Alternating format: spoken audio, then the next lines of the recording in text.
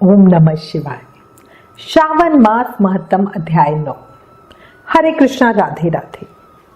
श्रावण मास महत्तम के अध्याय 8 में भगवान शिव ने ब्रह्मा पुत्र सनत कुमार को बुध तथा बृहस्पतिवार व्रत का वर्णन तथा व्रत कथा सुनाई। अब आज इस अध्याय में शुक्रवार को किए जाने वाले जीवंतिका व्रत की कथा सुनेंगे। शुरू करते हैं। देवादिदेव भगवान शिव ने सनत कुमार से कहा, हे सनत कुमार, इसके बाद अब मैं तुम्हें शुक्रवार व्रत की कथा कहूंगा, जिसे केवल सुनने मात्र से मनुष्य संपूर्ण आपदा से मुक्त हो जाते हैं। लोग इससे संबंधित एक प्राचीन इतिहास का वर्णन करते हैं। प्राचीन काल में पांडव वंश में उत्पन्न एक सुशील नामक राजा था। वह रूपवान, बलशाली एवं 64 कलाओं का ज्ञाता व धनुर्विद्या में निपुण था। उसे पुत्र प्राप्ति के अलावा अन्य किसी प्रकार का दुख नहीं था। उसने पुत्र प्राप्ति करने के लिए बहुत प्रयत्न किए, परंतु वह सफल न हो सका। उसकी पत्नी का नाम सुकेशी था। वह रूपवती, गुणवती थी। वह प्रजा को पुत्रवत प्यार करती थी, परंतु पुत्र के अभाव में वह भी अत्यंत दुखी रहती थी। वह रानी स्त्री स्वभाव के कारण हर महीने कपड़ों को अपने उदर पर बांधकर पेट की वृद्धि करती थी। वह अनजाने में ही अपने पेट पर कपड़ा बांधकर गर्भवती होने का भ्रम पालती रहती थी। उसी काल में उसने अपनी पुरोहितनी को देखा, जो वास्तव में गर्भवती थी। उसने राजा को बतलाया कि वह गर्भवती है। इसके बाद रानी को गर्भिणी जानकर राजा ने खुशी खुशी उसका पुष्पन और अनवलोभन संस्कार करवाया।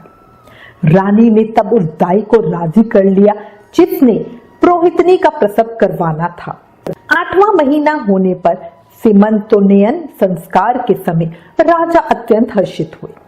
इसके बाद उस पुरोहित पत्नी का प्रसव काल सुनकर वह रानी भी उसी के समान सभी प्रसव संबंधी चेष्टाएं करने लगी। पुरोहित की पत्नी चूंकि पहली बार गर्भवती थी, अतः प्रसूति कार्य के प्रति वह पूरी तरह से अनजान थी और प्रसव कराने वाली दाई के कहने के अनुसार ही सब कर रही थी। प्रसव के दिन दाई ने पुरोहितनी की आंखों पर पट्टी बांधकर उसका प्रसव कराया। पुरोहितनी इस कपट को नहीं जानती थी। उससे उत्पन्न हुए पुत्र को दाई ने नौकरानी की मदद से रानी के पास पहुंचा दिया।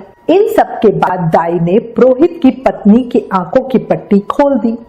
दाई अपने साथ मांस का एक पिंड लाई थी और उसने वह उसे दिखा दिया।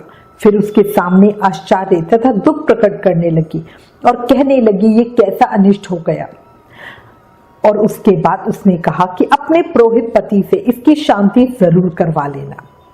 कहने लगी कि संतान नहीं हुई कोई बात नहीं, पर तुम जीवित हो ये तो अच्छी बात है। पुरोहितानी को प्रसव के विषय में चिंता थी। वो सोचती थी कि क्या दाई ने उसके साथ कपट किया है। वो बहुत संदिग्ध अवस्था में थी। उधर रानी ने राजा को बतलाया कि उसके पुत्र पैदा हुआ है। उस नाटक के बारे में किसी को पता ना चला। दाई का मुंह रानी ने धन देकर बंद कर दिया था। शिव बोले, हे सनत कुमार, राजा ने पुत्र जन्म का समाचार सुनकर जात कर्म संस्कार कराया और ब्राह्मणों को हाथी, घोड़े तथा रथ आदि प्रदान किए। राजा ने कारागार में पड़े सभी कैदियों को प्रसन्नता पूर्वक मुक्त कर दिया। उसके बाद राजा ने सूतक के अंत में नाम, कर्म तथा अन्य सभी संस्कार किए। उन्होंने पुत्र का नाम प्रियव्रत रखा। दूसरी तरफ उस पुरोहितानी ने शुक्रवार के दिन श्रावण मास के महीने में देवी जीवंतिका का पूजन करवाया। उसने दीवार पर देवी जीवंतिका की मूर्ति बनवाई, पुष्पों आदि से उनकी पूजा की और 5 दीपक जलाकर गेहूं के आटे का दीप बनाकर प्रज्वलित किया और गेहूं के आटे को देसी घी में पकाकर भोजन करती और भगवान शिव की प्रार्थना करती और कहती, हे महादेव, मेरा पुत्र जहां कहीं भी हो उसकी रक्षा करना, क्योंकि वह जानती थी कि दाई ने उसके साथ छल किया है। कथा के पश्चात वह प्रभु को नमन करती। बहुत सालों तक वह ऐसा ही करती रही। देवी जीवंतिका की कृपा से वह बालक दूज के चांद के समान धीरे धीरे बढ़ने लगा। तथा पुरोहितानी की भक्ति और श्रद्धा से प्रभावित हो देवी जीवंतिका दिन रात उस बालक की रक्षा करती रही। इस प्रकार कुछ समय बीतने पर राजा की मृत्यु हो गई। तब प्रीत भक्त उनके पुत्र ने उनकी परलौकिक क्रिया संपन्न की। इसके बाद मंत्रियों तथा पुरोहितों ने प्रिय व्रत को राज्य पर अभिषिक्त किया। तब कुछ वर्षों तक प्रजा का पालन करके तथा राज्य भोग कर वह पितरों के ऋण से मुक्ति के लिए गया जी जाने की तैयारी करने लगा। राज्य का भार वृद्ध मंत्रियों पर भक्ति पूर्वक सौंपकर और स्वयं राजा के होने का भाव त्याग कर उसने करपट्टिका वेश यानी गुप्त वेश धारण कर लिया और गया जी के लिए प्रस्थान किया। मार्ग में रात होने व थकावट के कारण उसने एक गृहस्थ के यहाँ शरण ली। उस दिन उस गृहस्थ के यहाँ पुत्र ने जन्म लिया था। इससे पहले भी उस गृहस्थ के 5 पुत्र पैदा हुए थे। उन सबका देवी षष्ठी ने वध कर दिया था। परंतु छठे पुत्र के उत्पत्ति काल में राजा उस गृहस्थ के घर में विश्राम कर रहा था। रात में राजा के सो जाने पर उस बच्चे को ले जाने के लिए षष्ठी देवी आई। जीवंतिका देवी ने उस षष्ठी देवी को यह कहकर रोका कि राजा को लांघकर मत जाओ। तब जीवंतिका के रोकने पर वह षष्ठी देवी जैसे आई थी वैसे ही चली गई। इधर गृहस्थ ने राजा को बालक का रक्षक मानकर उससे एक दिन और वहां ठहरने की प्रार्थना की। गृहस्थ के अनुरोध पर राजा वहां ठहर गया। तदनंतर वह राजा अपने पिता के पिंडदान के लिए गया जी चला गया। वहां पिंडदान करते समय विष्णु पद वेदी पर कुछ अद्भुत घटना हुई। उस पिंड को ग्रहण करने के लिए 2 हाथ निकल कर आए। तब महान विस्मय युक्त राजा संशय में पड़ गए और पुनः पिंडदान कराने वाले ब्राह्मण के कहने पर उन्होंने विष्णु पद पर पिंड रख दिया। इसके बाद उन्होंने किसी ज्ञानी तथा सत्यवादी ब्राह्मण से इस विषय में पूछा। तब उस ब्राह्मण ने उनसे कहा कि ये दोनों हाथ आपके पितर के थे। इसमें संदेह हो तो घर जाकर अपनी माता से पूछ लीजिए, वह बता देगी। तब राजा चिंतित तथा दुखी हुए और मन में अनेक बातें सोचने विचारने लगे। वे यात्रा करके पुनः वहां गए जहां वह बालक जीवित हुआ था। उस समय भी उस स्त्री को पुत्र उत्पन्न हुआ था। वह जो दूसरा पुत्र हुआ था उसे लेने रात में फिर वही षष्ठी देवी आई। तब जीवंतिका देवी के दोबारा रोके जाने पर उस षष्ठी देवी ने उनसे कहा, हे देवी जीवंतिका, तू क्यों इस गृहस्थ के पुत्रों को बचा रही है? तेरा क्या प्रयोजन है? इसकी माँ कौन सा व्रत करती है जो तू इसकी रक्षा कर रही है? राजा नींद का बहाना बनाकर वास्तविकता जानने के लिए जाग रहा था। अतः उन्होंने देवी जीवंतिका और षष्ठी देवी दोनों की बातचीत सुन ली। तब षष्ठी देवी का यह वचन सुनकर जीवंतिका देवी ने धीरे से मुस्कुराकर इसका सारा कारण बतलाया। जीवंतिका देवी ने कहा, हे षष्ठी देवी, श्रावण मास में हर शुक्रवार को इसकी माता मेरे पूजन में रत रहती है और व्रत के संपूर्ण नियमों का पालन करती है। वह सब मैं आपको बताती हूँ। इसकी माँ ने श्रावण मास में हर प्रकार की हरी वस्तु का त्याग कर शुक्रवार को नियमानुसार मेरा व्रत किया। इस राजा की माँ ने उस दिन ना ही हरा वस्त्र धारण किया, हरे रंग की चूड़ियां नहीं पहनी, चावल के धोवन के जल को उलांघा नहीं, ना ही हरी सब्जी खाई, हरी पत्तों के मंडप के नीचे भी नहीं बैठी। उसने उस दिन सब कुछ मेरी खुशी के लिए किया, इसलिए अब मैं भी उसकी खुशी के लिए उसकी बालक की रक्षा कर रही हूँ। यह सब सुनकर राजा प्रियव्रत अपने नगर को चल गए। उनके देश के सभी नागरिक स्वागत के लिए आए। तब राजा ने अपनी माता से पूछा, हे माता, क्या तुम जीवंतिका देवी का व्रत करती हो? इस पर उसने कहा, नहीं, मैं तो इस व्रत को जानती भी नहीं हूँ।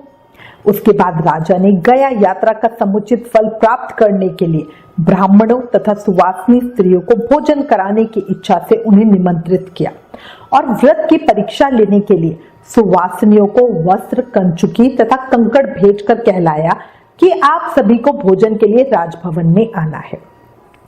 तब पुरोहित की पत्नी ने दूत से कहा कि मैं हरे रंग की कोई भी वस्तु कभी ग्रहण नहीं करती। राजा के पास आकर दूत ने उसके द्वारा कही बात बताई, राजा को बता दी। तब राजा ने उसके लिए सभी रक्त वर्ण के शुभ परिधान भेजे। वह सब धारण करके पुरोहित पत्नी भी राजभवन में आई। राजभवन के पूर्वी द्वार पर चावलों के धोने का जल पड़ा देखकर और वहां हरे रंग का मंडप देखकर वह दूसरे द्वार से गई। तब राजा ने पुरोहित की पत्नी को प्रणाम करके इस नियम का संपूर्ण कारण पूछा। इस पर उसने इसका कारण शुक्रवार का व्रत बताया। उस प्रिय व्रत को देखकर पुरोहित पत्नी के दोनों स्तनों में से बहुत दूध निकलने लगा। दोनों वक्ष स्थलों ने उस राजा को दुग्ध की धाराओं से पूर्ण रूप से सिंचित कर दिया। तब गया में विष्णुपदी पर निकले दोनों हाथों, जीवंतिका तथा षष्ठी दोनों देवियों के वार्तालाप तथा पुरोहित पत्नी के स्तनों से दूध निकलने के द्वारा राजा को विश्वास हो गया कि मैं इसी का पुत्र हूं। इसके बाद पालन पोषण करने वाली माता के पास जाकर विनम्रता पूर्वक उन्होंने कहा, हे माते डरो मत, मेरे जन्म का वृतांत सत्य सत्य बता दो। यह सुनकर सुंदर केशों वाली रानी ने सब कुछ सच सच बता दिया। तब प्रसन्न होकर उन्होंने जन्म देने वाले अपने माता पिता को नमस्कार किया और संपत्ति से वृद्धि को प्राप्त कराया। वे दोनों भी परम आनंदित हुए। एक रात्रि को स्वप्न में राजा ने जीवंतिका देवी से पूछा, हे भद्रे, मेरे पिता तो जीवित हैं, तब गया में विष्णु पद में मुझे 2 हाथ क्यों दिखलाई दिए? देवी ने राजा को स्वप्न अवस्था में कहा, हे राजन, तुम्हें विश्वास में लाने के लिए ही मैंने माया रची थी, अब आप संशय ना करो। शिव बोले, हे सनत कुमार, मैंने श्रावण मास में शुक्रवार व्रत का महत्व तुम्हें सविस्तार कह सुनाया है। इस व्रत से मनुष्य की समस्त मनोकामनाएं पूरी हो जाती है और वह सर्व समर्थ हो जाता है, इसमें कुछ भी विचारणीय नहीं है। इस प्रकार शिवस्कंद पुराण के अंतर्गत ईश्वर सनत कुमार संवाद में श्रावण मास महत्तम में शुक्रवार देवी जीवंतिका व्रत कथन नामक 9वां अध्याय समाप्त। इस 9वें अध्याय के सुनने मात्र से मनुष्य के सभी मनोरथों की पूर्ति होती है। सावन का ये पवित्र माह भक्तों के मन की हर इच्छा पूरी करने वाला है। उन्हें सभी तरह के भौतिक सुख देने वाला परम दुर्लभ और महान सरल उपाय है। सभी प्रेम भाव से कथा सुने और जोर से जयकारा लगाए। हर हर महादेव, जय शिव शंभू।